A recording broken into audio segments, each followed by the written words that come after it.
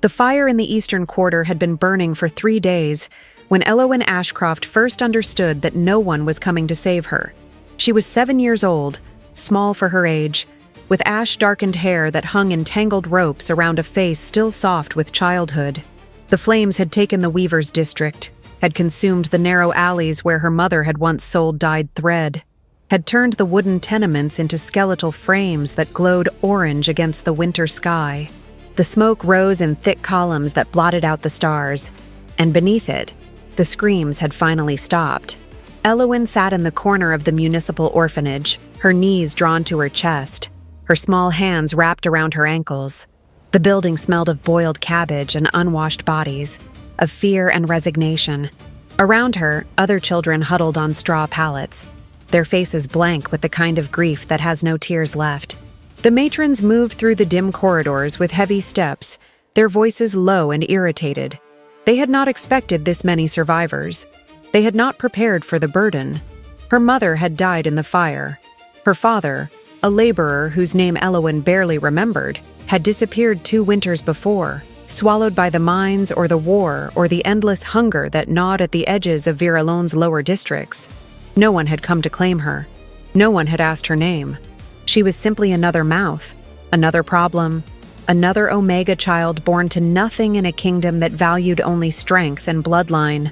The matron who finally spoke to her was a broad woman with iron gray hair pulled back so tightly it seemed to stretch her face into a permanent grimace. She stood over Elowen with her arms crossed, her shadow falling across the child like a judgment already rendered. "You'll work in the kitchen starting tomorrow," the woman said, her voice flat and devoid of sympathy. "You'll earn your keep, or you'll be sent to the workhouses. Do you understand?" Elowen nodded, though she did not fully understand. She understood only that the world had become a place where warmth was rationed, where kindness was a luxury no one could afford, where survival meant making yourself small and silent and useful. The years that followed were a procession of cold mornings and aching hands, of bread that was always too hard and never enough, of lessons learned through bruises and hunger. The orphanage was not a place of cruelty in the dramatic sense. There were no beatings for sport, no deliberate torture. Instead, there was a grinding indifference, a systematic neglect that wore away at the children like water over stone. The weak sickened and died. The strong learned to steal, the clever learned to lie. And Elowen, who was none of these things, learned to disappear. She discovered early that her scent was wrong. Other Omega children carried the soft, inviting fragrance that drew protective instincts from the older staff, that earned them softer words and extra rations. But Elowen's scent was muted, suppressed, as though her body itself had learned to hide. The matrons found it unsettling. The alpha overseers found it insulting. By the time she was 12, she had been moved from the kitchens to the laundry, from the laundry to the stables, always to the places where her presence would be least noticed. The silver scars appeared on her wrists when she was 14, thin lines that looked like burn marks but were not. They had come during her first fever, during the night when her body had tried and failed to complete the transition into heat. She had woken in the infirmary with her wrists bandaged, and the physician's assistant staring at her with open disgust. "Defective," the woman had muttered, as though Elowen were a piece of pottery with a crack running through it. "Her Omega nature is suppressed. She'll never present properly.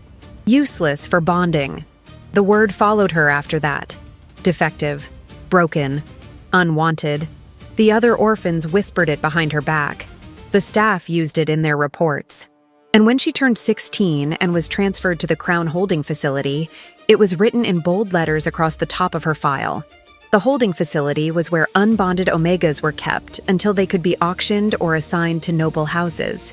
It was a gray stone building in the shadow of the capital's outer wall, surrounded by high fences and patrolled by guards who looked through the residents as though they were furniture. The rooms were narrow cells with iron beds and single-barred windows. The food was better than the orphanage, but only because damaged goods still needed to be kept presentable for sale. Elowen was given a uniform of rough gray wool and a number stitched onto the collar. She was assigned to a dormitory with 11 other Omegas, all of them between the ages of 15 and 20, all of them waiting for the day when they would be led onto the auction dais, and claimed by an alpha with the wealth and status to afford them. Some of the Omegas preened and practiced submission, angling for the best matches. Others wept quietly into their pillows. Elowen simply existed, day after day, in the space between hope and despair. The facility ran on a strict schedule. Wake before dawn, wash in cold water, breakfast in silence, lessons in deportment, in the proper way to lower one's eyes, in the acceptable responses to an alpha's commands. Afternoons were spent in supervised exercise or needlework, activities designed to keep the Omegas healthy and occupied. Evenings brought more lessons. These ones focused on the duties expected after bonding, on the management of a household, on the care of children. And then the lights were extinguished, and the dormitory fell into restless sleep, and Elowen lay awake listening to the sounds of muffled crying and whispered prayers. The overseer of the facility was a beta woman named Magistra Veldrin, tall and sharp-featured, with a voice that could cut through stone.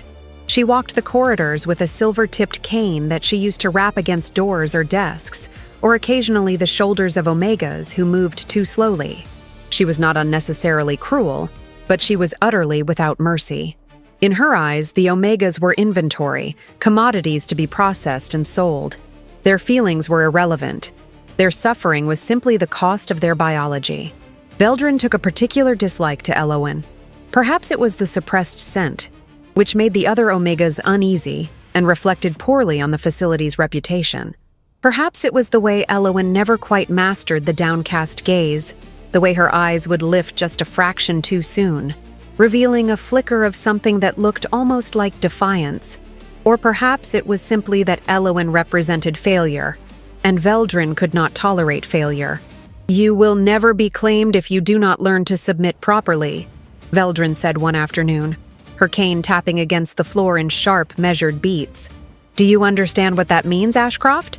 You will age out. You will be sent to the workhouses. You will spend the rest of your life breaking rocks or cleaning sewers. Is that what you want?"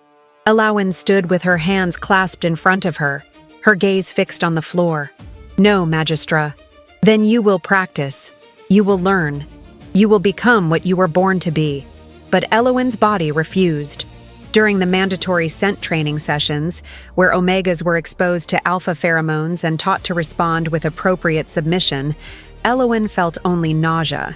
Her scent remained locked down, her instincts dormant. The instructors grew frustrated. The physicians ran tests. And finally, the word was spoken aloud in her presence. Defective Omega, unsuitable for standard bonding protocols. Recommend auction placement with notation of condition. She was 19 years old when they took her to the Crown Auction House. The auction house stood in the heart of the capital, a massive structure of white marble and iron, built during the reign of a king 3 generations dead. It was where the noble houses came to acquire unbonded Omegas, where alliances were formed through the exchange of bodies and bloodlines, where power was consolidated and status displayed. The main hall was a cathedral of wealth and cruelty, with soaring ceilings painted in scenes of historical conquests, and rows of velvet seats arranged in tiers around a central dais. Elowen was brought in through the servants' entrance, along with 24 other Omegas scheduled for that day's auction. They were stripped of their facility uniforms and dressed in simple white shifts that left their arms and legs bare. Their hair was brushed and pinned. Their skin was scrubbed until it shone. They were given nothing to eat, nothing to drink. Hunger made them more compliant. Thirst made them more desperate. The holding cells beneath the auction house were small stone chambers with heavy wooden doors. Elowen was locked in alone, her wrists already aching from the iron cuffs they had placed on her as a precaution. The cuffs were not tight enough to cut off circulation, but they were heavy, a constant reminder of her status. She sat on the narrow bench and stared at the opposite wall, trying to keep her breathing steady. She could hear the auction beginning above her, the muffled voice of the auctioneer, the murmur of the assembled nobles, the occasional burst of applause or laughter. One by one, the Omegas were called up. One by one, they were led onto the dais, presented, described, and sold. Some went quickly, claimed by eager alphas within moments. Others stood trembling while the bidding dragged on. their value debated in cold financial terms. Elowen was called in the late afternoon, when the crowd had grown restless and the novelty had worn thin. A guard unlocked her cell and gestured for her to stand. She followed him up the narrow staircase, her legs unsteady beneath her, her heart pounding so hard she thought it might shatter.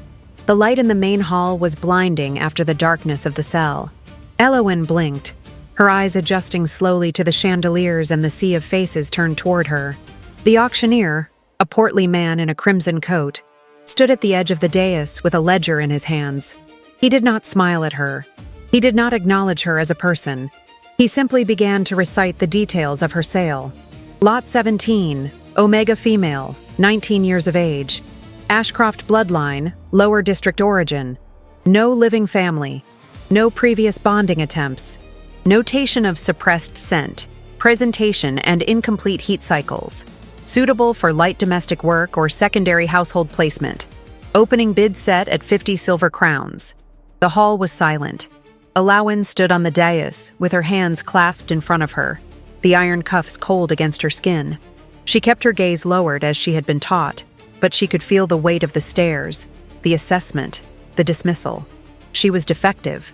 She was unwanted. She was a mistake that no one wanted to claim. 50 silver crowns, the auctioneer repeated, his voice growing sharper. Do I have an opening bid? Silence. Elowen's cheeks burned. Her throat tightened. She wanted to disappear, to fold into herself until there was nothing left. She wanted to scream. She wanted to weep. But she did none of these things. She simply stood, frozen, while the humiliation settled over her like a shroud. 40 crowns, then, the auctioneer said, lowering the price with visible irritation. Surely one of the assembled houses requires a domestic Omega for basic duties. 40 crowns. Still, no one bid. The nobles shifted in their seats. Some looked away. Others whispered behind their hands, their expressions ranging from pity to amusement. Elowen felt something inside her begin to crack, a fragile dam that had been holding back years of grief and rage and despair. She lifted her head, just a fraction, and let her gaze sweep across the hall. And that was when she saw him. He stood at the back of the chamber, just inside the main entrance, a figure so still and commanding that the air around him seemed to thicken. He was tall, broad-shouldered, dressed in black leather and dark steel, with a fur-lined cloak that fell to his boots. His hair was dark, streaked with gray at the temples, and his face was all sharp angles and hard lines, the face of a man who had spent years giving orders and watching men die. His eyes were pale, cold as winter ice, and they were fixed directly on Elowen. King Alaric Thorne. Elowen's breath caught.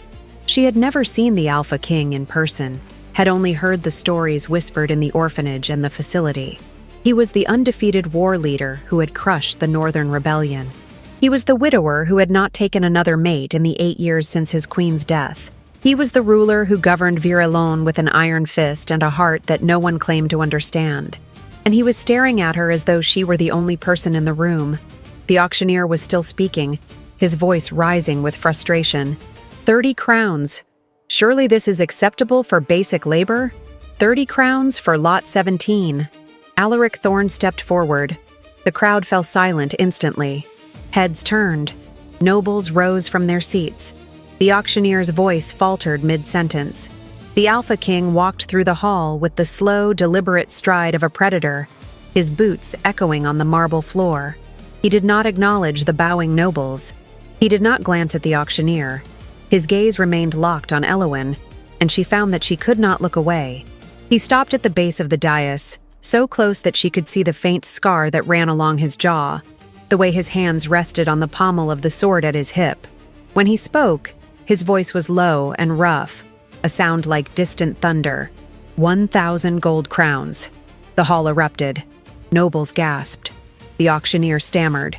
Someone in the back shouted a protest. But Alaric did not move, did not flinch, did not offer any explanation. 1,000 gold crowns for the Omega, he repeated, his gaze never leaving Elowen's face. Do I have the lot, or do I need to repeat myself? The auctioneer fumbled with his ledger, his hands shaking. Yes, your majesty. The lot is yours. Sold to His Majesty King Alaric Thorne for 1,000 gold crowns. Alawen felt the world tilt beneath her. Her vision blurred.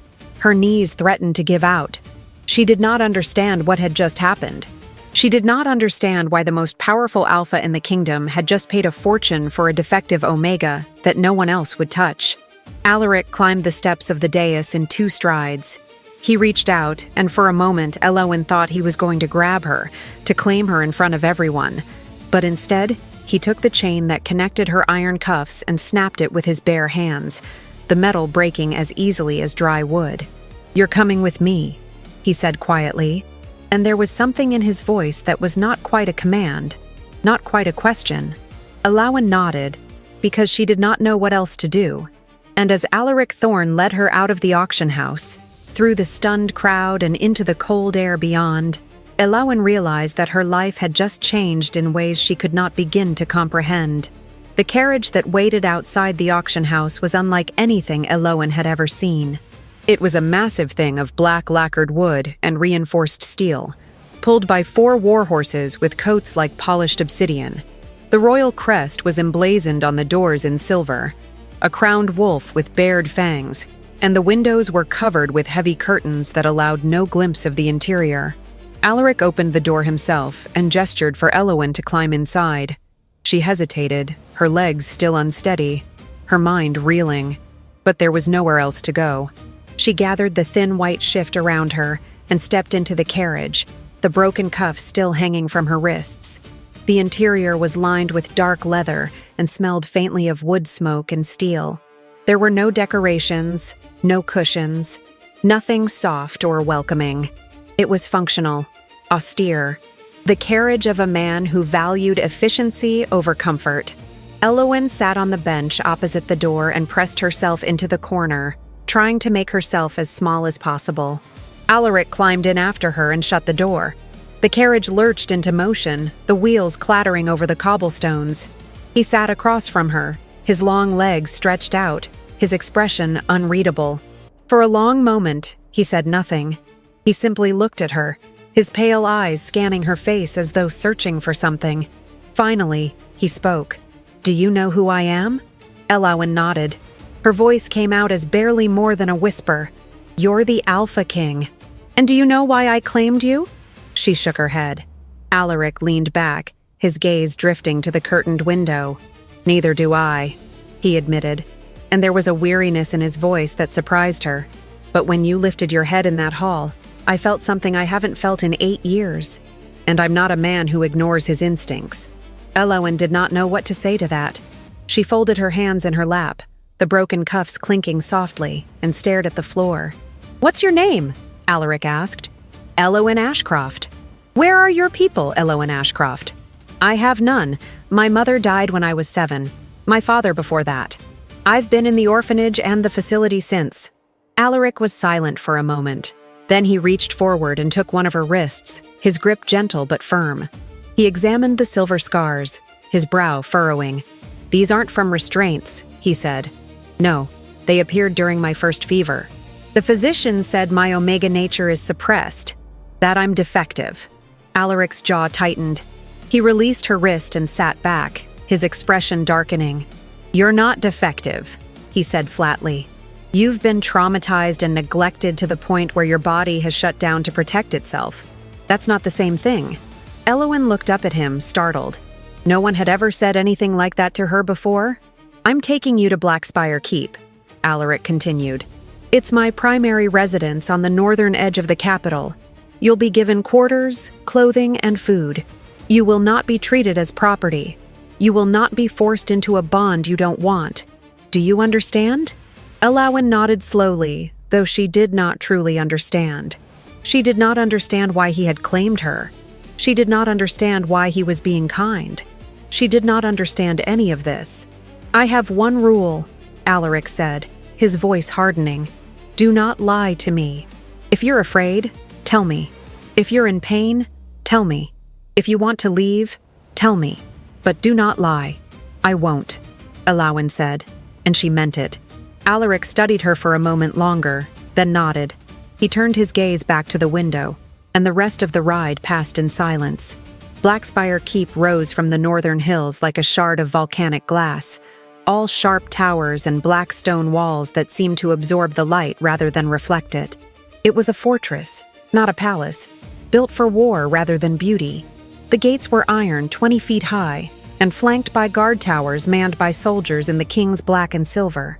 As the carriage passed through, Eowyn caught glimpses of the courtyard beyond, a vast expanse of stone and steel where armored men trained and horses stamped in their stalls. The carriage stopped in front of the main keep, and Alaric stepped out first, offering his hand to help Eowyn down.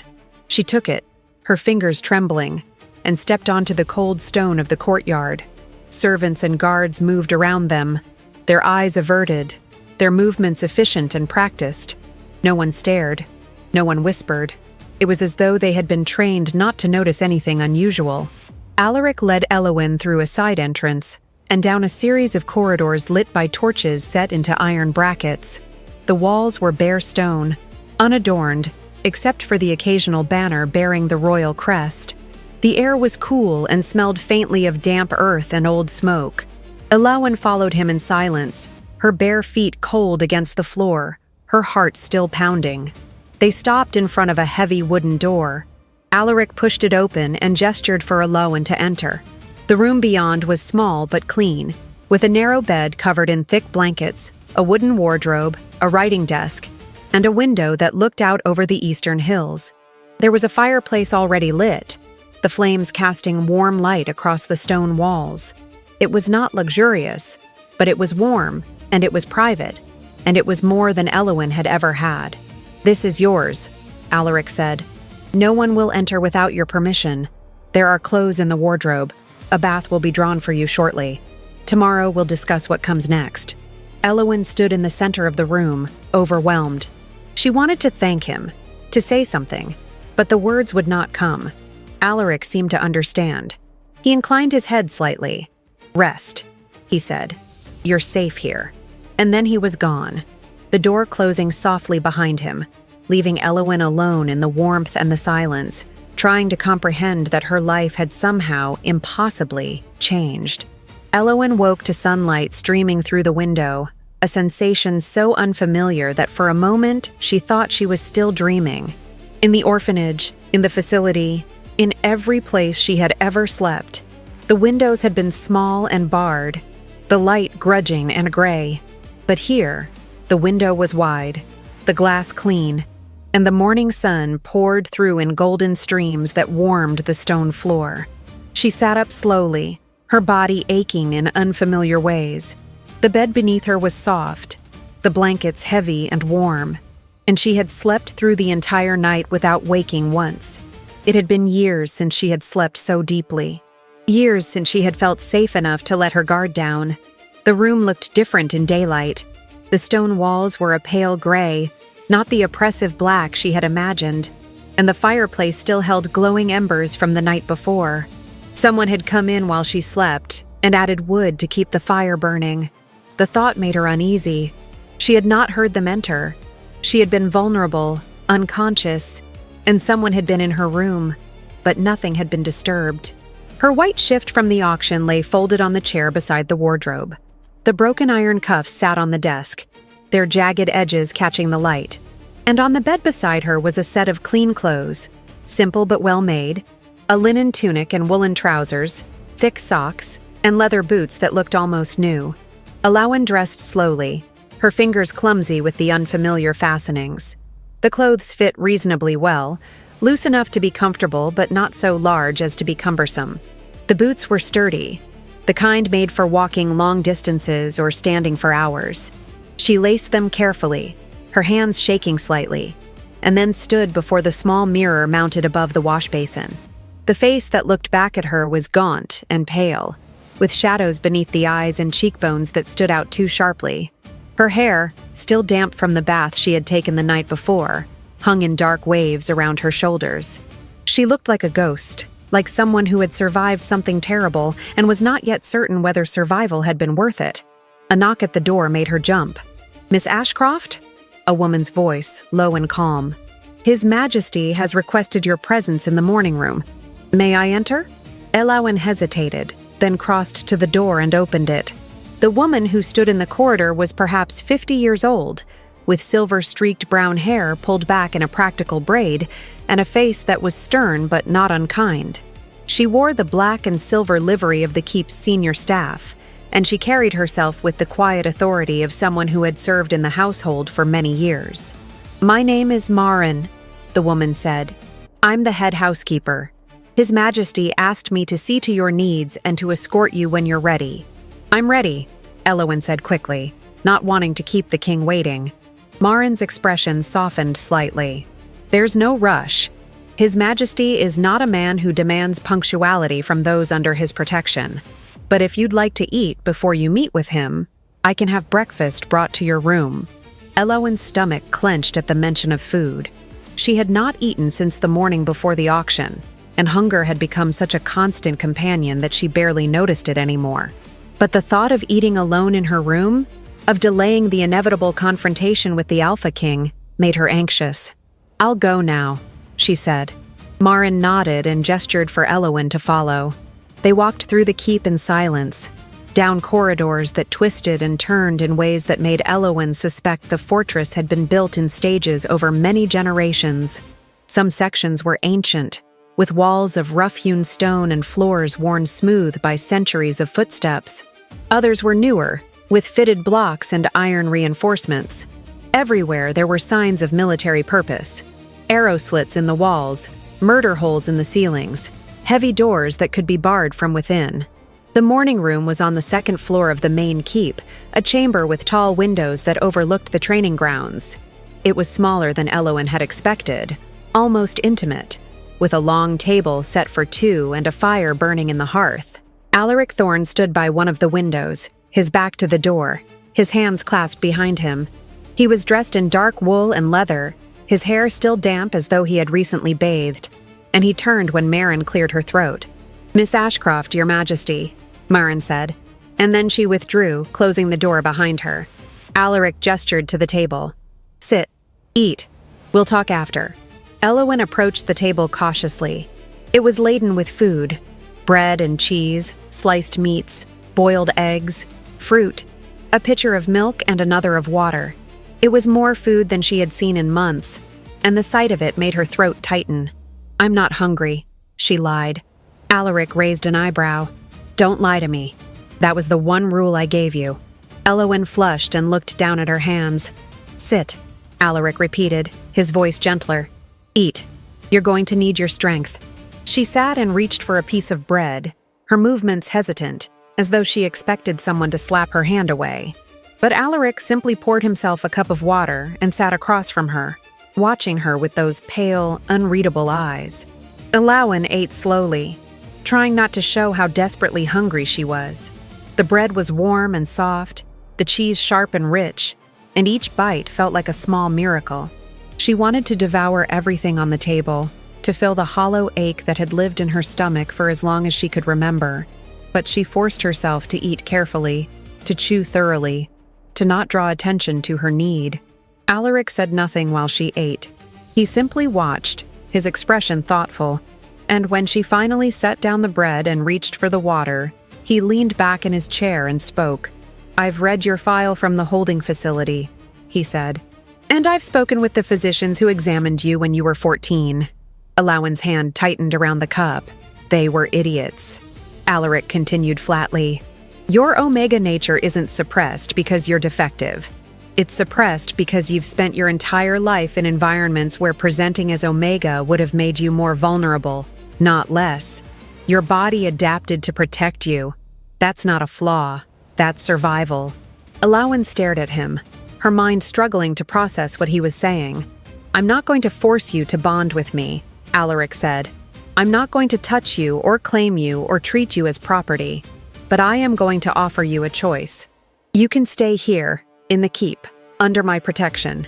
You'll be given work, meaningful work, not drudgery. You'll be paid a salary. You'll have your own quarters and the freedom to come and go as you please within the walls.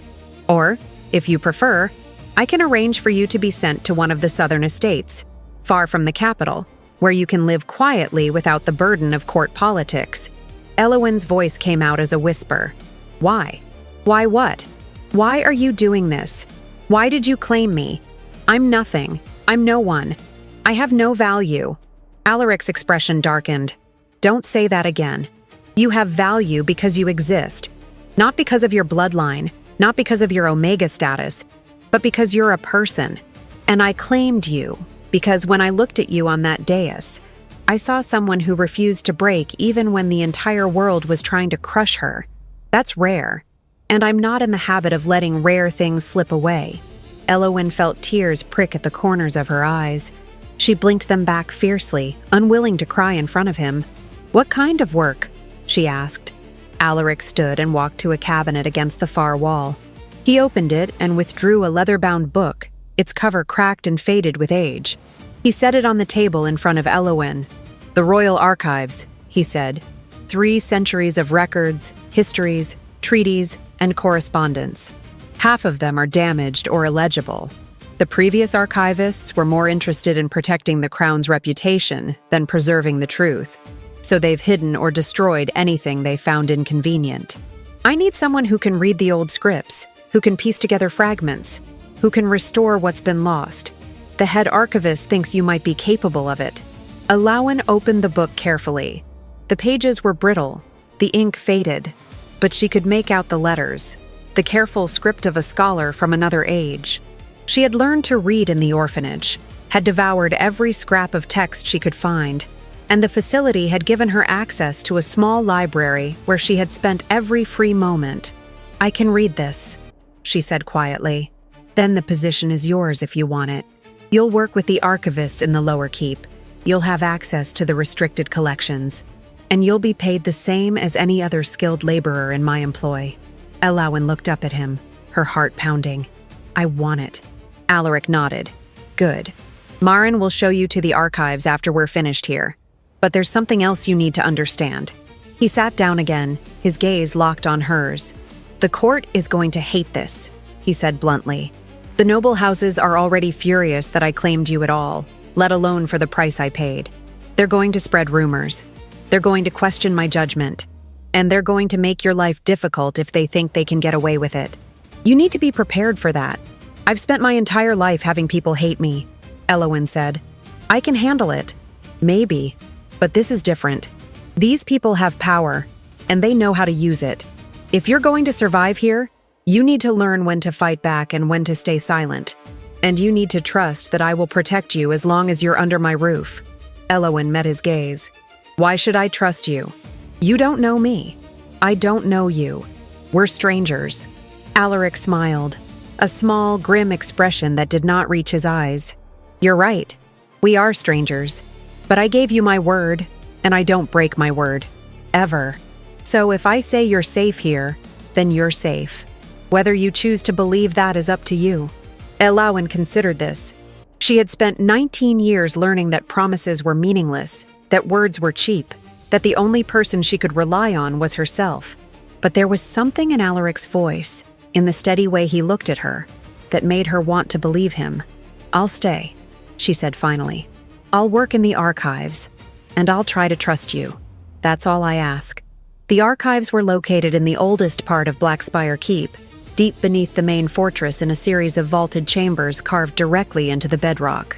The air was cool and dry, preserved by some ancient engineering that kept moisture at bay, and the walls were lined with shelves that stretched from floor to ceiling, packed with books, scrolls, ledgers, and loose pages bundled in twine. Marin led Elowin down a spiral staircase that seemed to descend forever, the torches on the walls casting flickering shadows that danced across the stone. At the bottom, they passed through a heavy iron door and into the main archive chamber, where a dozen scribes and scholars worked at long tables covered in manuscripts. The head archivist was a man named Tovar, thin and stooped with age, with ink-stained fingers and spectacles perched on the end of his nose. He looked up when Marin entered, his expression shifting from irritation to curiosity when he saw Elowin. This is Miss Ashcroft, Marin said. His Majesty has appointed her to assist with the restoration project. Tovar studied Elowin for a long moment, his eyes sharp despite his age. Can you read Old Varelian? Some, Elowen said. "I'm not fluent, but I can work through it." "Can you handle fragile documents without destroying them?" "Yes." "Can you work in silence for hours at a time?" "I've done it my entire life." Tovar grunted, which might have been approval or skepticism. "Fine. You'll start with the damaged ledgers from the Reign of Shadows. Most of them are barely legible, but if you can extract even a fraction of the information, it'll be more than the last 3 assistants managed." He gestured to a corner table piled high with crumbling books. "That's your station. Don't touch anything else until I've trained you properly." Elowen crossed to the table and sat down, her hands already itching to begin. The ledgers were in terrible condition, their covers rotted away, their pages stained and torn. But beneath the damage, she could see the careful handwriting of long-dead scribes, the records of a kingdom that had existed centuries before she was born. She opened the first ledger carefully and began to read. The days that followed fell into a rhythm that was both exhausting and deeply satisfying. Elowen woke before dawn, dressed in the simple clothes that had been provided for her, and descended to the archives. She worked through the morning and into the afternoon, pausing only when Maren brought her food or when Tovar interrupted to check her progress. The work was meticulous, demanding, and utterly absorbing. She deciphered faded script, cross-referenced dates and names, pieced together fragments of sentences that had been torn apart by time and neglect. The other archivists were polite but distant. They did not speak to her unless necessary, and they watched her with a mixture of curiosity and suspicion. She was an outsider, an Omega with no formal training, appointed by the king himself. She did not belong, and they made sure she knew it. But Elowen did not care. For the first time in her life, she was doing something that mattered, something that required her mind rather than her submission. She was uncovering truths that had been buried, histories that had been erased, and with every page she restored, she felt a small, fierce pride. Alaric visited the archives occasionally, always unannounced, always alone. He would stand at the edge of the chamber and watch the scholars work, his presence enough to make everyone sit a little straighter and focus a little harder. And then he would cross to Elowen's table and ask what she had found. She showed him a ledger from the War of Succession, where she had discovered evidence that one of the noble houses had betrayed the crown. She showed him a letter from a long-dead queen, written to her daughter, that revealed a political alliance no one had known existed. She showed him fragments of a treaty that had been deliberately destroyed, the pieces scattered across different collections to prevent anyone from reassembling the truth. Alaric listened to everything she said, his expression thoughtful, his questions incisive. He never dismissed her findings. He never questioned her competence. And slowly, carefully, Elowen began to realize that he valued her not because of what she was, but because of what she could do. One evening, 3 weeks after her arrival at Blackspire Keep, Alaric asked her to join him for dinner in the private dining hall. It was a small room on the 3rd floor, with a single table and a view of the eastern hills. The meal was simple: roasted meat, bread, vegetables, and they ate in companionable silence for a while before Alaric spoke. "The High Council has requested an audience," he said. "They want to know why I claimed you and what my intentions are." Elowen set down her fork. "What are you going to tell them?" "The truth. That I claimed you because I wanted to, and that my intentions are none of their business." "They're not going to accept that." "No, they're not. Which is why I'm telling you now. The council is made up of representatives from the 7 great houses, and they wield considerable power. They advise the crown. They control much of the kingdom's wealth, and they have the authority to challenge my decisions if they believe I'm acting against the interests of Virelon. They're going to argue that claiming an unbonded Omega and then refusing to bond with her is a waste of resources. They're going to demand that I either complete the bond or release you to another Alpha." Elowen's stomach twisted. "And what will you do?" "I'll tell them to go to hell," Alaric said flatly. "But I need you to understand what that means. If I defy the council openly, they're going to retaliate. They'll undermine me politically. They'll spread rumors. And they'll target you because you're the easiest way to hurt me." "Why would they want to hurt you?" Alaric leaned back in his chair, his expression darkening. "Because I'm trying to change Virelon, and they profit from the way things are. The auction system, the hierarchy that keeps Omegas as property, the laws that prevent unbonded Omegas from owning land or earning wages, all of it serves the noble houses. If I dismantle those systems, they lose power, and they will fight to prevent that. Elowen stared at him. You're trying to change the laws? I've been trying for years, but the council blocks me at every turn. They claim I'm acting on emotion, that I'm unstable because I never bonded again after my mate died. And they use that argument to justify keeping everything exactly as it is. Why haven't you forced them to comply? You're the Alpha King. You have the authority.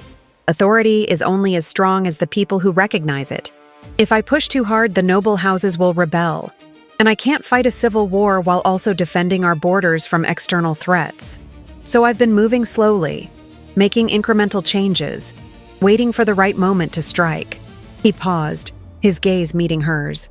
But claiming you has forced my hand. The council sees it as proof that I'm unfit to rule, and they're going to use it to consolidate their power. Which means the war I've been trying to avoid is coming whether I'm ready or not. Elowen felt a chill run through her. This is my fault. No, Alaric said sharply. This is their fault for building a kingdom on cruelty and exploitation. You're not responsible for the consequences of my choices. I knew what I was doing when I claimed you, and I'd do it again. Why? Elowen demanded, her voice rising. Why would you risk everything for someone like me? I'm nobody. I'm nothing. I'm just a broken Omega who can read old books. I'm not worth a civil war. Alaric stood abruptly, his chair scraping against the floor. He crossed to the window and stood with his back to her, his shoulders tense. 8 years ago, he said quietly, my mate died in childbirth. The baby died with her. I was 36 years old, and I loved her more than I thought it was possible to love anyone. When she was gone, I thought I would follow her. I thought the grief would kill me, and I welcomed it. But it didn't. I survived. And I spent the next 8 years ruling this kingdom like a machine, making decisions based on logic and strategy, never letting myself feel anything because feeling meant remembering what I'd lost. He turned to face her, and his eyes were raw with something Elowen could not name. And then I walked into that auction hall and saw you standing on that dais, and for the first time in 8 years, I felt something. I don't know what it is. I don't know if it's the bond or just recognition or something else entirely, but I know that when I looked at you, I saw someone who deserved better than what the world had given her, and I decided that if I could give you that, then maybe my survival meant something after all. Elowen could not speak. Her throat was tight, her eyes burning with unshed tears. So no, Alaric said, his voice hardening again.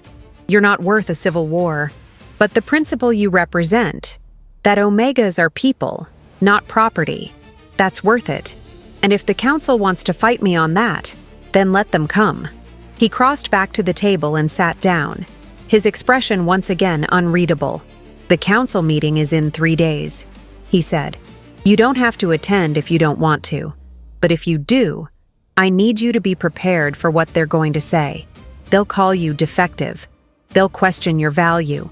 They'll try to humiliate you. And I need you to hold your ground. Elowen took a shaky breath.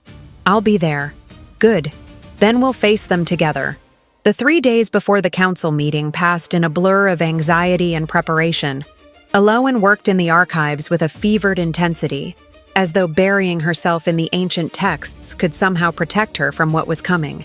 But at night, alone in her room, she lay awake and stared at the ceiling, her mind turning over everything Alaric had told her.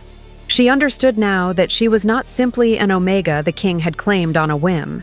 She was a symbol, a challenge to the entire structure of power that governed Virelon. And symbols, she knew from her reading of history, were dangerous things. They inspired loyalty and hatred in equal measure.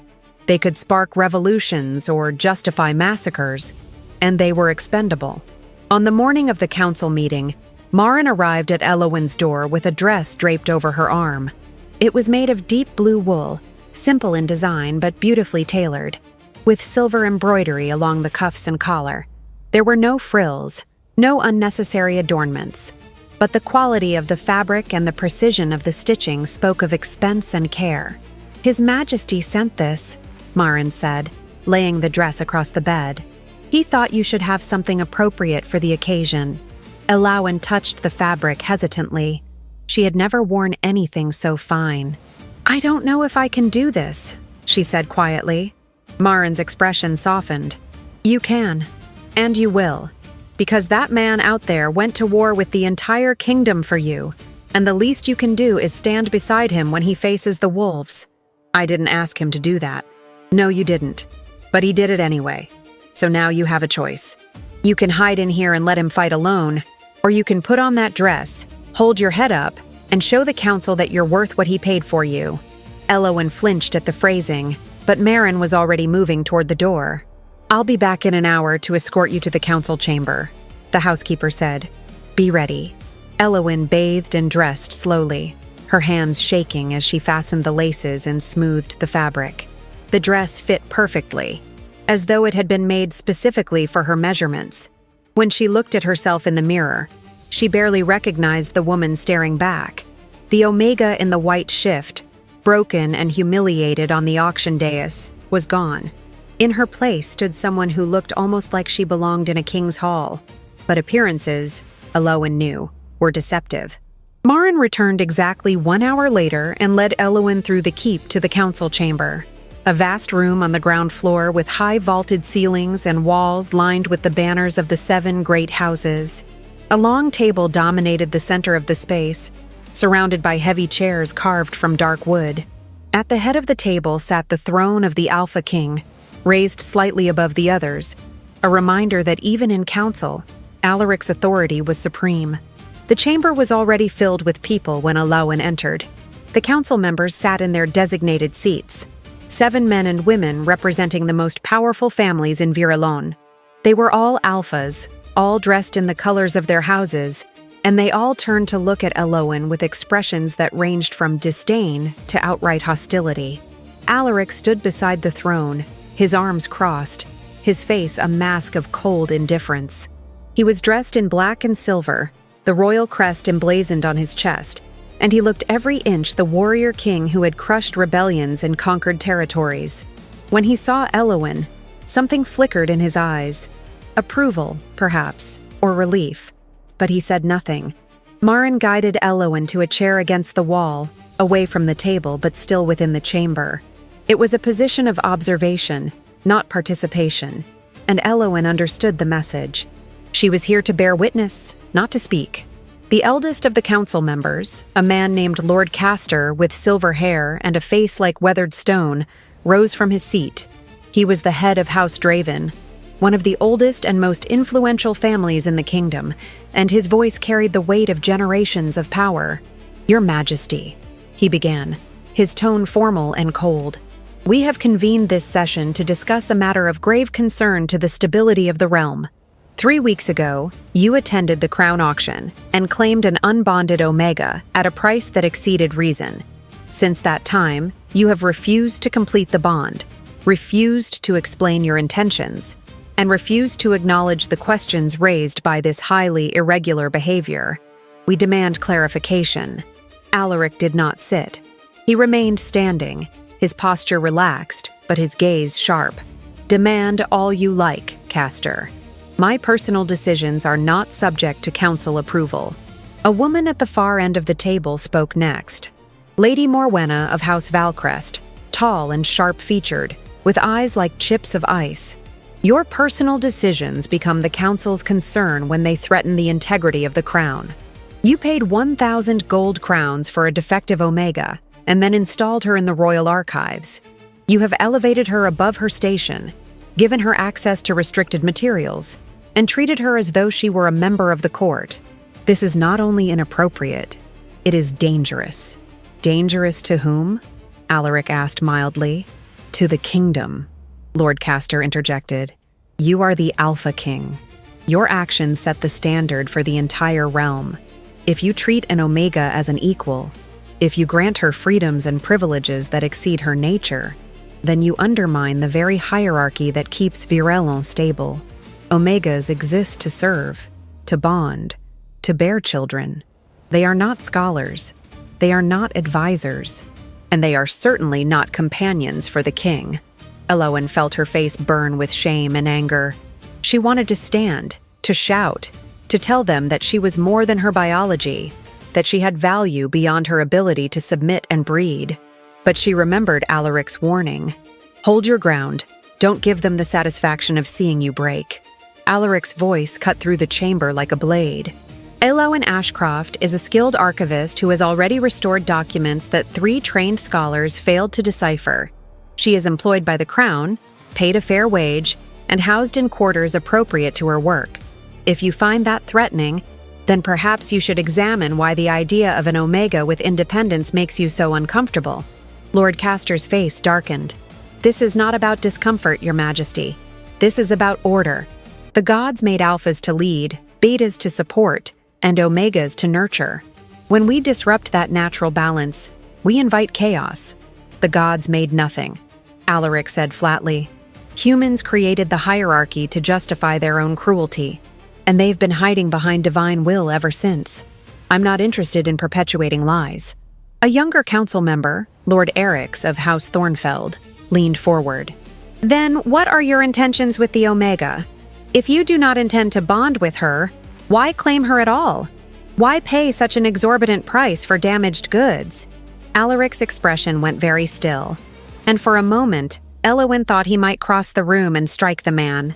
But when he spoke, his voice was calm, almost conversational.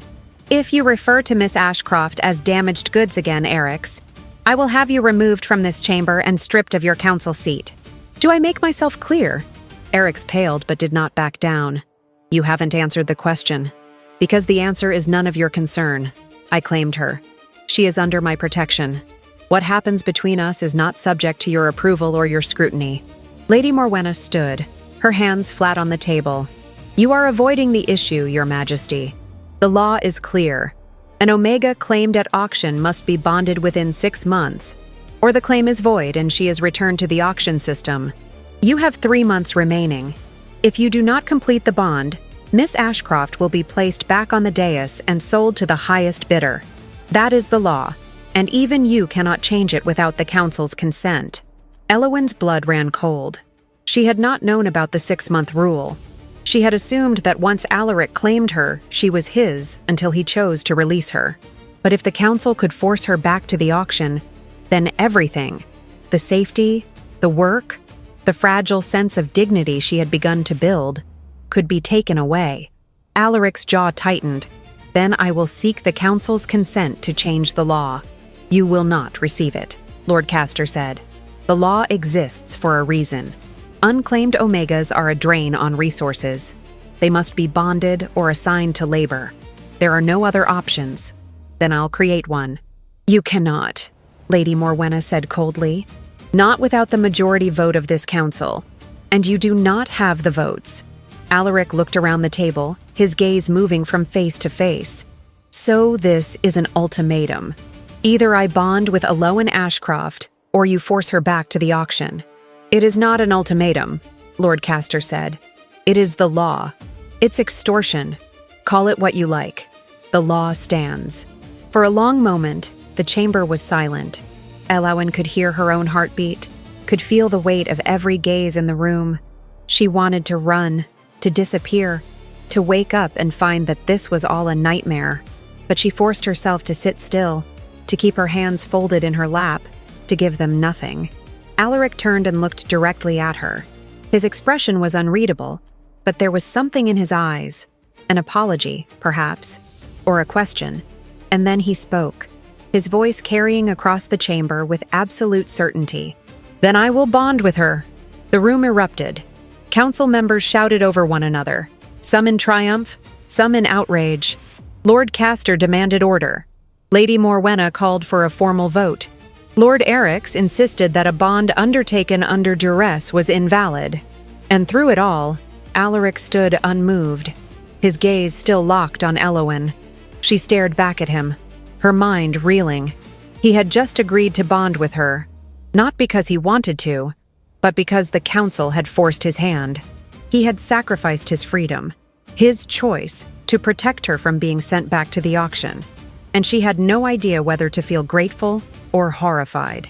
Lord Castor finally restored order by slamming his fist on the table. Enough! His Majesty has agreed to comply with the law. The bond will be completed within the required time frame. This matter is settled. No, Alaric said quietly. This matter is far from settled. I will bond with Alowan Ashcroft, but not because you demanded it. I will do it on my terms, in my time, and without your interference. And when the bond is complete, I will introduce legislation to abolish the 6-month rule, to dismantle the auction system, and to grant Omegas full legal rights as citizens of Virelon. You can fight me on this if you want, but you will lose. Lady Morwenna's smile was thin and cold. Bold words, Your Majesty. But words do not change laws. You need the Council's support for that, and you will never have it. Then I'll find another way. There is no other way. The system has stood for 300 years. It will stand for 300 more. Alaric's voice dropped to a dangerous whisper. We'll see. He turned and walked toward Elowen, his boots echoing on the stone floor. When he reached her, he extended his hand. Come, he said. We're leaving. Elowen took his hand and stood, her legs unsteady. Together, they walked out of the council chamber, leaving the assembled lords and ladies to their furious whispers and schemes. They did not speak until they reached Alaric's private study, a room high in the northern tower with walls lined with maps and books and weapons. Alaric closed the door and leaned against it, his eyes closed, his shoulders tense. I'm sorry, he said finally.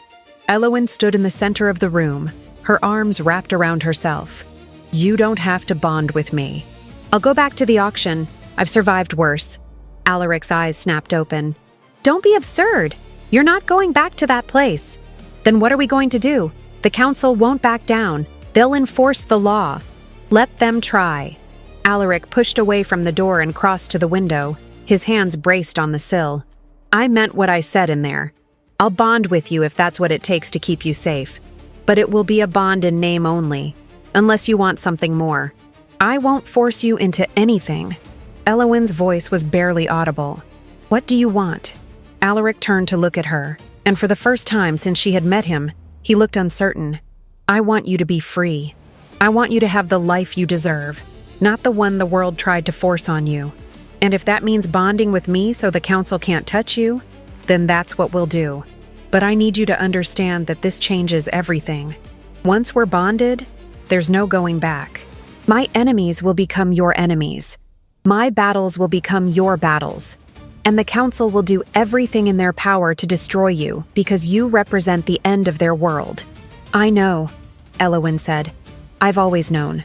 From the moment you claimed me, I knew this was bigger than just me.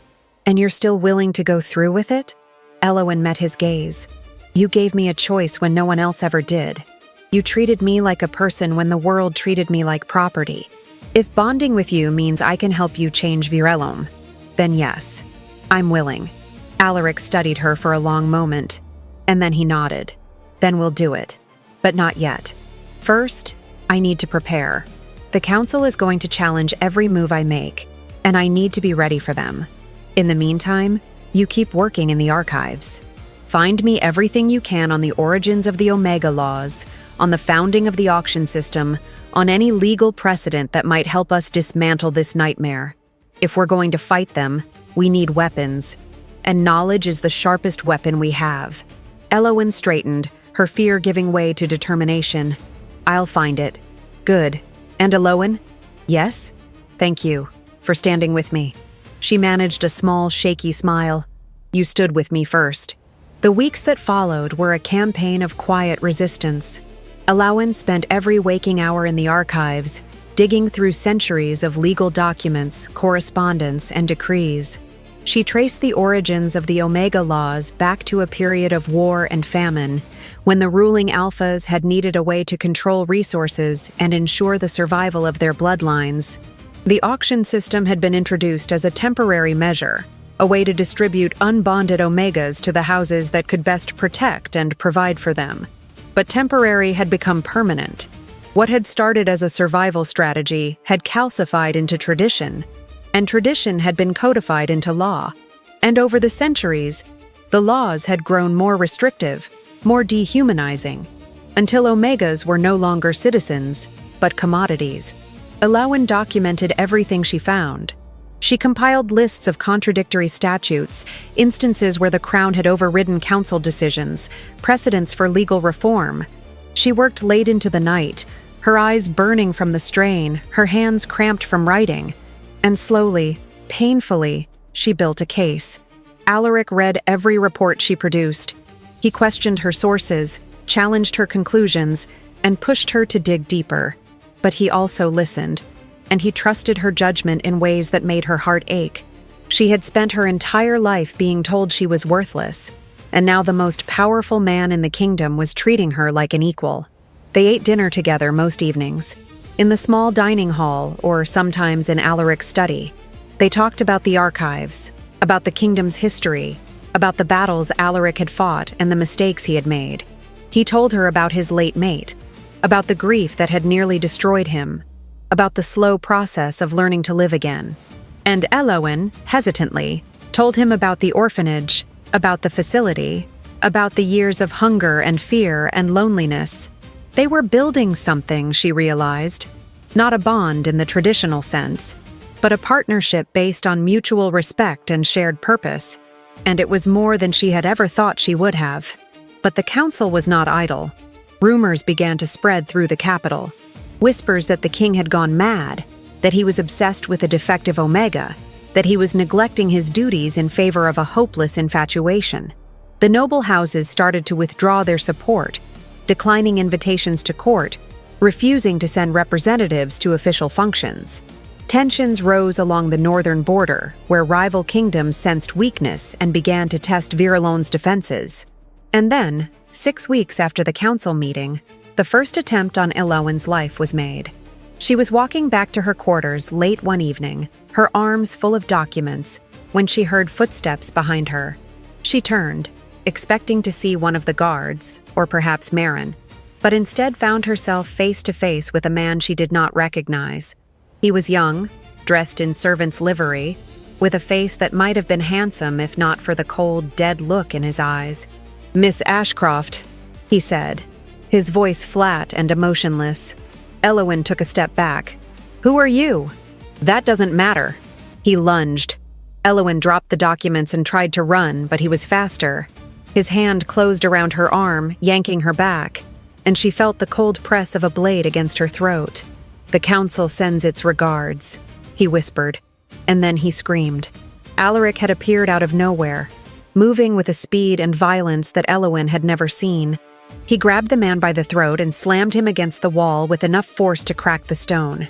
The knife clattered to the floor. The man gasped for air, his hands scrabbling uselessly at Alaric's grip. "Who sent you?" Alaric demanded, his voice a low growl. The man said nothing. Alaric tightened his grip. "I will ask you one more time. Who sent you?" The man's lips curled into a sneer. "You can't protect her forever." Alaric's eyes blazed with fury. He threw the man to the ground and drew his sword, the blade hissing free of its scabbard. "Guards!" 4 soldiers appeared within seconds, their weapons drawn. Alaric gestured to the man on the floor. "Take him to the dungeons. I want to know who hired him, who he's working for, and what else they're planning. Use whatever methods are necessary." The guards dragged the man away, and Alaric turned to Elowin. His expression shifted from rage to concern in an instant. "Are you hurt?" Elowin shook her head, though her hands were trembling. "I'm fine." He didn't have time to do anything. Alaric pulled her into his arms, and for a moment they simply stood there, her face pressed against his chest, his hand cradling the back of her head. She could feel his heart pounding, could hear the ragged edge of his breathing. "I should have anticipated this," he said quietly. "I should have assigned guards to you. It's not your fault." "Yes, it is. The council is escalating." This was a message, a warning. "They're telling me that if I don't back down, they'll kill you." Elowin pulled back slightly, looking up at him. "Then we don't back down. We finish what we started." Alaric's eyes searched her face. "This is only going to get worse. They'll try again. And next time, I might not be there to stop them." "Then bond with me," Elowen said. "Complete the bond. Make it official. If I'm your mate, they can't touch me without declaring war on the crown." Alaric hesitated. "Are you sure?" "I'm sure." He nodded slowly. "Then we'll do it. Tomorrow night. In the throne hall, in front of the entire court. I want the council to see that they can't intimidate us. I want the kingdom to know that things are changing." Elowen took a deep breath. "Tomorrow night." Alaric cupped her face in his hands, his thumb brushing across her cheek. "You're the bravest person I've ever met," he said softly. And then, for the first time, he kissed her. The kiss was gentle at first, tentative, as though Alaric was afraid she might break beneath his touch. But Elowen leaned into him, her hands gripping the front of his tunic, and something shifted. The kiss deepened, became urgent, desperate, a promise and a claim all at once. When they finally pulled apart, both of them were breathing hard, and Elowen could feel her heart racing in her chest. "Tomorrow night," Alaric said again, his voice rough. "We'll do this properly. No more hiding. No more half measures." Elowen nodded, unable to speak. He walked her back to her quarters, his hand never leaving the small of her back, and stationed 2 guards outside her door with orders that no one was to enter without his explicit permission. Then he kissed her once more, soft and brief, and left her alone with her thoughts. Elowen did not sleep that night. She lay in bed and stared at the ceiling, her mind turning over everything that had happened, everything that was about to happen. Tomorrow, she would stand before the entire court and bond with the Alpha King. Tomorrow, she would become his mate, his equal in the eyes of the law, and the council would have no choice but to recognize her status. But she would also become a target, not just for assassination attempts, but for political manipulation, for schemes and plots designed to undermine Alaric through her. She would be expected to navigate a world she did not understand, to play games she had never been taught, to survive among people who hated her simply for existing. And yet, when she thought about walking away, about asking Alaric to release her and send her somewhere safe and anonymous, she could not do it. Because he had given her something no one else ever had. He had given her dignity. He had treated her as though her thoughts mattered, as though her work had value, as though she was more than the sum of her biology. She would not abandon him. Not now. Not ever. The next day passed in a blur of preparation. Maren arrived early with another dress, this one made of deep crimson silk embroidered with silver thread in patterns that resembled wolves running through a forest. It was a bonding dress, traditionally worn by Omegas during the mating ceremony, and it was the most beautiful thing Elowen had ever seen. "His Majesty commissioned this weeks ago," Maren said as she helped Elowen into the gown. "He wanted you to have something worthy of the occasion." Elowen touched the fabric, her throat tight. "He knew we would bond?" "I think he hoped," Maren said gently. "He doesn't do things by half, that man. When he commits fully." The dress fit perfectly, hugging her waist and falling in soft folds to the floor. Maren styled her hair in a simple braid woven with silver ribbon and applied just enough cosmetics to bring color to her pale cheeks and definition to her eyes. When Elowen looked at herself in the mirror, she saw not the broken Omega from the auction dais, but a woman who looked like she belonged at a king's side. The bonding ceremony was to take place in the throne hall at sunset, the traditional time for such rituals. The hall was the largest room in Blackspire Keep, a vast space with soaring ceilings supported by stone pillars carved to resemble ancient trees. The throne itself sat on a raised dais at the far end, and the floor was inlaid with a mosaic depicting the history of Virelum, from its founding to the present day. When Elowen entered, escorted by Maren and flanked by guards, the hall was already filled with nobles, courtiers, and representatives from every great house in the kingdom. They stood in rows on either side of a central aisle, their faces a mixture of curiosity, hostility, and barely concealed contempt. The council members occupied the front rows, their expressions cold and watchful. Alaric stood before the throne, dressed in ceremonial armor of black steel chased with silver, a crown of iron and diamonds resting on his head. He looked every inch the warrior king, powerful and untouchable. But when his gaze found Eowyn, his expression softened. The high priestess of Virelon, an ancient woman named Eldara, who served as the kingdom's spiritual leader, stood beside Alaric with a silver chalice in her hands. She was the only person authorized to perform royal bonding ceremonies, and her presence lent the ritual a gravity that even the council could not dismiss. Eowyn walked down the aisle slowly, her head held high, her steps measured and deliberate. She could feel every eye on her, could hear the whispers that followed in her wake. Defective, unworthy, a stain on the crown. But she did not falter. She kept her gaze fixed on Alaric, and with every step, she felt her fear giving way to determination. When she reached the dais, Alaric descended the steps and took her hand. His grip was warm, steady, and she clung to it like a lifeline. Eldara raised the chalice high, her voice carrying through the hall with surprising strength for someone so ancient. "We gather here to witness the bonding of Alaric Thorne, Alpha King of Virelon, and Eowyn Ashcroft, Omega of no house but claimed by the crown. This union is sanctioned by law and by tradition, and it will be recognized throughout the kingdom and beyond." She lowered the chalice and looked at Alaric. "Do you, Alaric Thorne, take this Omega as your mate, to protect and honor, to stand beside in all things, for as long as you both shall live?" Alaric's voice was clear and unwavering. "I do." Eldara turned to Eowyn. "Do you, Eowyn Ashcroft, take this Alpha as your mate, to support and stand with, to share your life and your strength, for as long as you both shall live?" Eowyn's voice came out stronger than she expected. "I do." Eldara dipped her fingers into the chalice and traced a symbol on Alaric's forehead, then on Eowyn's. The liquid was cool and smelled faintly of herbs and honey. "By the old laws and the new, by the will of the gods and the consent of the bonded, I declare this union complete. What has been joined here cannot be severed by mortal hands." She stepped back, and Alaric pulled Eowyn into his arms. The kiss was different from the one the night before. Deeper, more possessive, a public claim that left no room for doubt.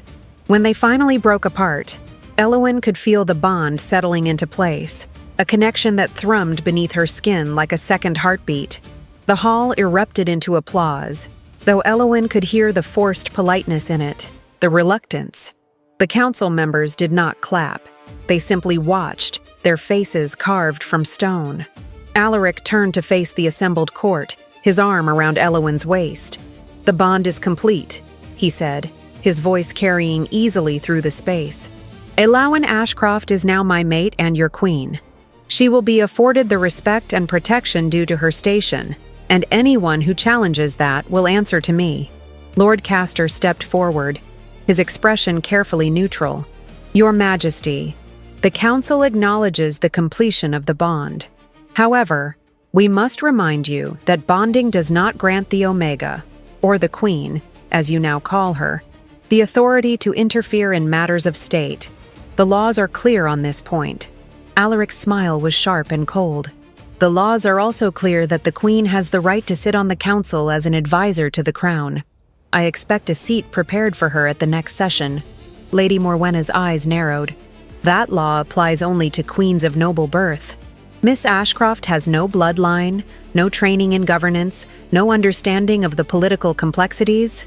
"Then she'll learn," Alaric interrupted, "just as every other council member learned. Or are you suggesting that noble birth grants automatic competence? Because if so, I can point to several historical examples that would contradict that claim." A ripple of laughter ran through the crowd, and Lady Morwenna's face flushed with anger. Lord Castor raised a hand for silence. "This is not the time or place for such debates. The bond has been completed, and that is sufficient for today. We will address the matter of the Queen's role in governance at a later date." "You'll address it at the next council session," Alaric said flatly, "which is in 3 days. I expect to see a chair for my mate at the table. If it's not there, I'll bring one myself and place it at the head, directly beside mine." The threat was clear. If the council refused to acknowledge Eowyn's status, Alaric would escalate the confrontation in ways that would humiliate them publicly. Lord Castor's jaw tightened, but he inclined his head in grudging acknowledgement. As you wish, Your Majesty. The ceremony concluded with a formal feast in the great dining hall, though the atmosphere was strained and uncomfortable. Alawin sat beside Alaric at the high table, painfully aware of the stares and whispers, the way conversations stopped when she passed by. But Alaric never left her side, his hand resting on hers, his presence a constant shield against the hostility. As the evening wore on and the nobles began to depart, Alaric leaned close and whispered, "You survived. I knew you would." Alawin managed a small smile. "It's not over yet." "No, but we took the first step, and that's more than most people manage." They retired to Alaric's private chambers that night, a suite of rooms in the highest tower of the keep with windows that overlooked the entire capital. The bond thrummed between them, a connection that was still new and unfamiliar, but Alaric did not press her for anything more than her presence. They sat by the fire and talked late into the night, about the council, about the archives, about the future they were trying to build. And when Alawin finally fell asleep in the large bed that now belonged to both of them, Alaric's arm around her waist, she felt something she had not felt in 19 years. Safe. The 3 days before the council session passed quickly. Alawin divided her time between the archives and preparing for her first appearance as queen. Alaric assigned her a tutor, an older beta woman named Saris, who had served as advisor to his late mate, and together they went over the intricacies of court protocol, the histories of the great houses, the political alliances and rivalries that shaped Virelon's governance. Alawin absorbed it all with the same intensity she brought to her archival work. She memorized names and genealogies, studied past council decisions, learned to identify the subtle cues that indicated when someone was lying or maneuvering for advantage. And all the while, she continued her research into the Omega laws, building the case that would eventually dismantle the system. On the morning of the council session, Alaric gave her a gift. It was a small silver pin shaped like a wolf, the same design as the royal crest, with a single diamond set in the eye. "This belonged to my mate," he said quietly. She wore it at every council meeting. It was her way of reminding them that she had claws, even if they couldn't see them. Alawin fastened the pin to her dress, over her heart. "Thank you. Don't thank me yet. They're going to come at you hard today. They'll try to make you feel stupid, incompetent, out of your depth. And you need to hold your ground without losing your temper. Can you do that?" "I've been doing it my entire life." Alaric smiled. "Then let's go show them what a queen looks like." The council chamber was exactly as Alawin remembered it, except for one crucial difference. At the head of the table, beside Alaric's throne, was a second chair. It was not as ornate as the throne, but it was finely made, with the royal crest carved into the back and cushions of deep blue velvet. It was a statement, a declaration that Alawin was not simply Alaric's mate, but his equal in this space. The council members were already seated when they entered, and the expressions on their faces ranged from resignation to barely controlled fury. Lord Castor stood as Alaric and Alawin approached. "Your Majesty, Your Majesty." The second title was directed at Alawin, and it sounded like acid on his tongue. Alaric gestured for Alawin to sit, and she took her place in the new chair, her hands folded in her lap, her back straight. Alaric sat beside her, and the session began. The first hour was devoted to routine matters, reports from the border, trade agreements, disputes between noble houses.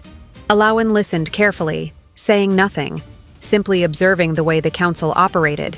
She noted who deferred to whom, who spoke the most, who remained silent, but watched everything.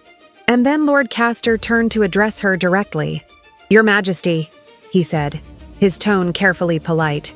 "As this is your first council session, perhaps you would like to share your thoughts on the matter we've just discussed.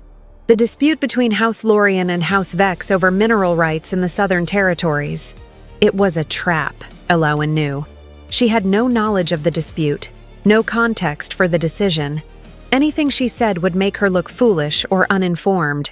But she had learned from Alaric that sometimes the best response was honesty. "I have no thoughts on the matter, Lord Castor.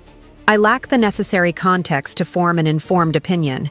However, I would be interested in reviewing the relevant documents and histories so that I can contribute meaningfully to future discussions."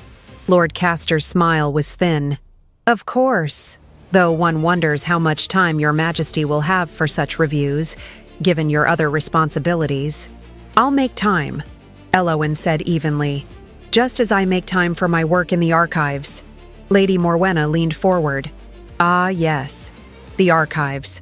I understand you've been quite busy there, uncovering all manner of historical curiosities. Tell me, Your Majesty, have you found anything of actual relevance to the governance of the kingdom? Or are you simply indulging in academic pursuits while the rest of us manage the real work? Elowen felt a flash of anger, but she kept her voice calm.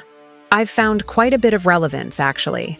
For instance, I've traced the origins of the Omega auction system to a temporary measure enacted during the Famine Wars, 300 years ago. The law was meant to last only until the crisis passed, but it was never formally repealed, which suggests that the current system may not have the legal foundation the Council believes it does. The chamber went very still. Lord Castor's expression hardened.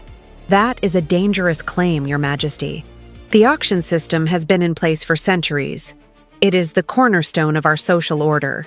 It's also illegal, Elowen said. Or at the very least, it exists in a legal gray area.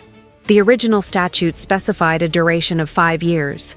That duration expired 295 years ago. Every auction since then has been conducted without proper legal authority. Lady Morwenna's voice was ice. You presume to lecture this council on legal matters when you've been literate for barely a decade? I presume to present facts, Elowen said. Whether you choose to acknowledge them is up to you. Alaric spoke for the first time since the session began. The Queen has raised a valid point. I want the Council's legal advisors to review the statutes she's referenced and provide a formal opinion within 2 weeks. If the auction system is indeed operating without proper legal authority, then we have a responsibility to address it. Lord Castor's hands gripped the edge of the table. This is absurd. You're allowing an Omega with no training and no experience to dictate policy based on dusty old documents that have no bearing on the present day. I'm allowing my mate, who happens to be a skilled researcher and historian, to bring important information to the Council's attention, Alaric corrected. If you find her conclusions threatening, perhaps you should examine why. We find them irrelevant, Lady Morwenna snapped. The auction system works. It has worked for 300 years.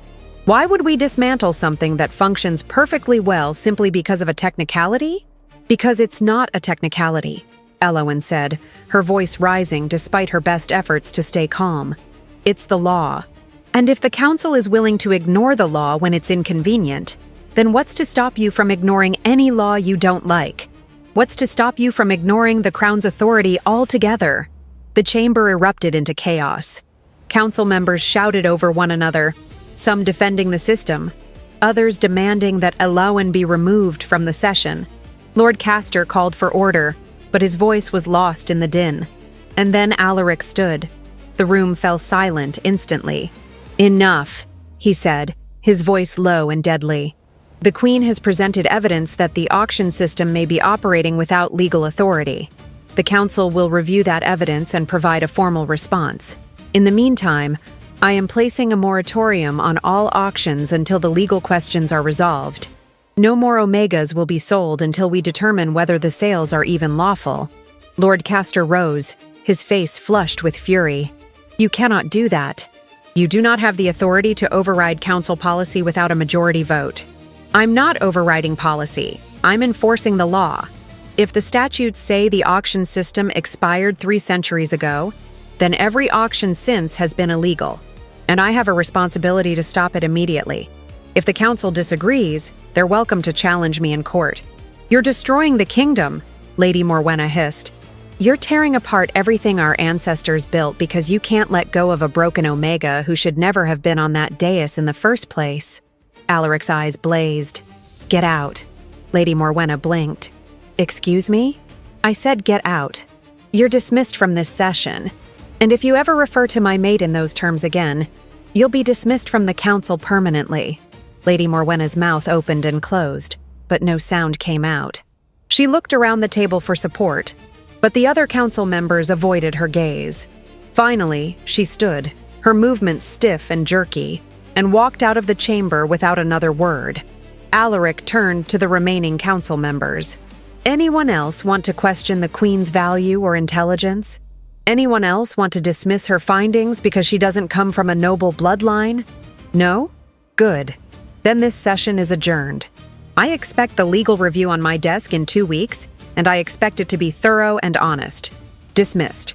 The council members filed out in silence, leaving Alaric and Elowen alone in the chamber. Elowen's hands were shaking. She clasped them together tightly, trying to steady herself. I shouldn't have lost my temper. You didn't lose anything, Alaric said.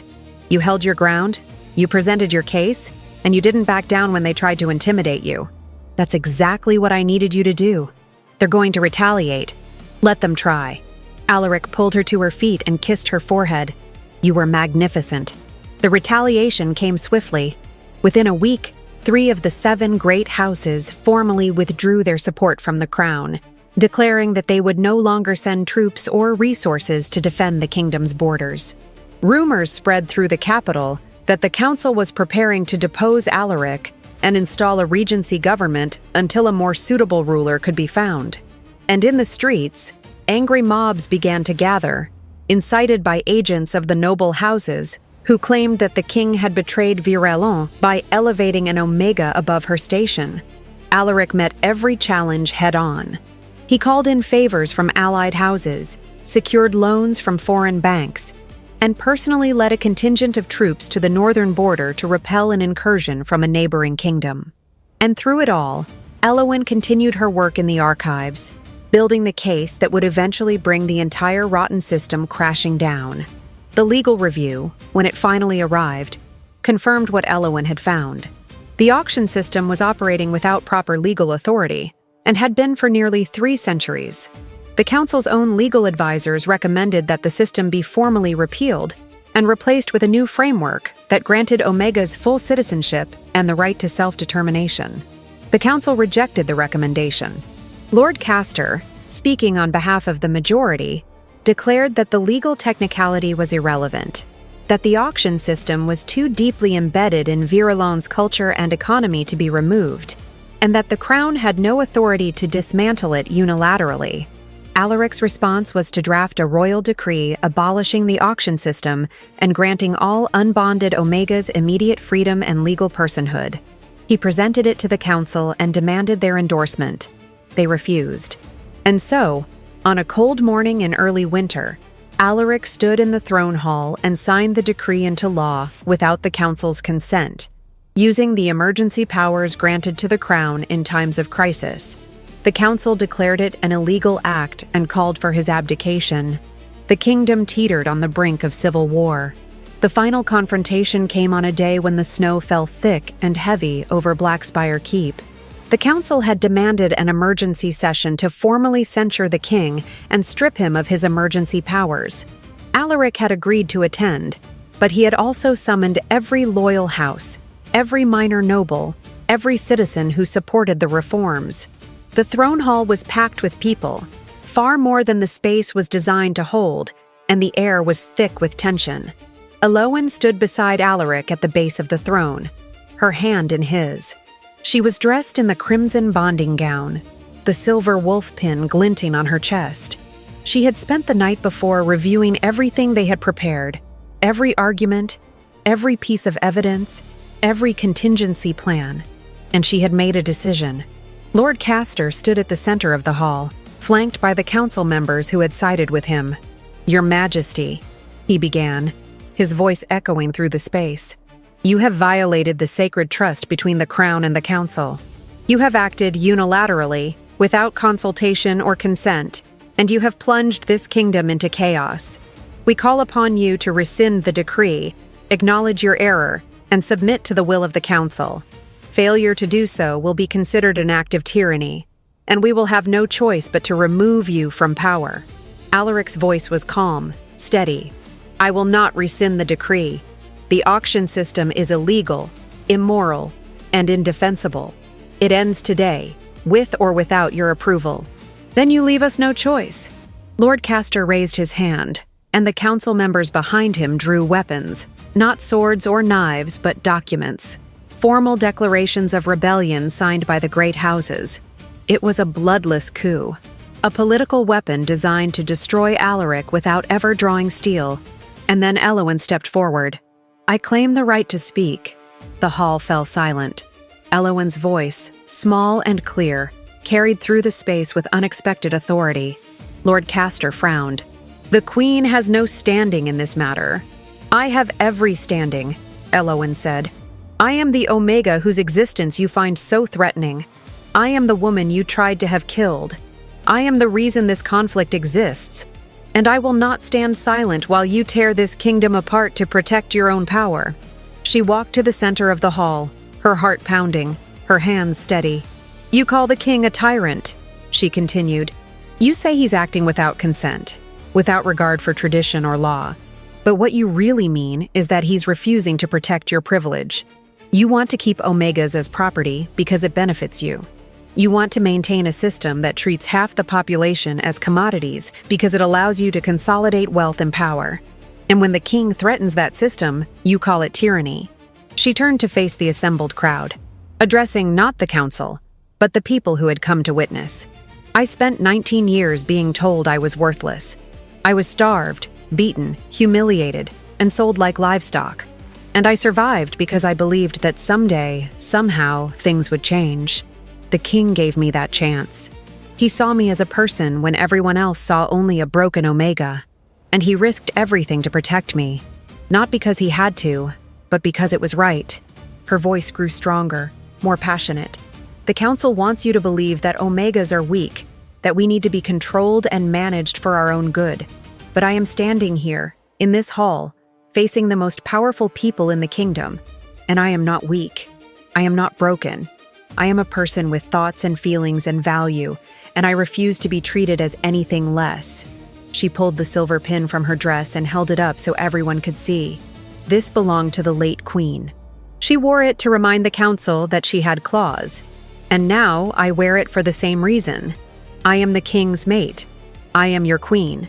And I claim Alaric Thorne as my chosen alpha. Not because the law demands it. Not because I had no other choice. But because I choose him. I choose to stand beside him. I choose to fight for a kingdom where Omegas are free. The bond between them flared to life, a surge of power that filled the hall with the scent of Omega, not muted or suppressed, but full and strong and undeniable. It rolled over the assembled crowd like a wave, and Elowen felt something inside her unlock, a presence she had kept hidden for so long that she had forgotten it existed. The council members staggered, their rebellion faltering in the face of an Omega who was supposed to be defective, broken, powerless. But Elowen was none of those things. She was whole, she was strong, and she was claiming her alpha in front of the entire kingdom. Alaric crossed to her and took her hand, and together they turned to face the council. "The decree stands," Alaric said. "The auction system is abolished. Omegas are citizens. And anyone who opposes this will be considered an enemy of the crown." Lord Castor looked around the hall, at the crowd that was murmuring in agreement, at the council members whose resolve was crumbling. He had lost, and he knew it. "This is not over," he said quietly. "Yes," Alaric replied. "It is." The council's rebellion collapsed within a week. The houses that had supported Lord Castor withdrew their declarations, recognizing that the tide had turned against them. The auction halls were closed, their inventories of unbonded Omegas released and given stipends to help them rebuild their lives. And Alaric and Elowen began the long, difficult work of reshaping Virelon into a kingdom where everyone, regardless of their designation, had the right to live with dignity. It was not easy. There were protests, legal challenges, isolated acts of violence. But Elowen faced every obstacle with the same determination she had shown in the throne hall. And Alaric never left her side. They ruled together, not as king and property, but as partners. Elowen continued her work in the archives, uncovering histories that had been suppressed and truths that had been buried. And slowly, painfully, Virelon began to change. Years later, when Elowen stood in the same throne hall and looked out at a crowd of free Omegas who had come to celebrate the anniversary of the decree, she thought back to the girl who had stood on the auction dais, broken and unwanted and afraid. That girl was gone. In her place stood a queen who had reshaped a kingdom by refusing to be owned, and she had done it by choosing to stand beside the one alpha who had seen her as she truly was. Not defective, not broken, but worthy of dignity and love.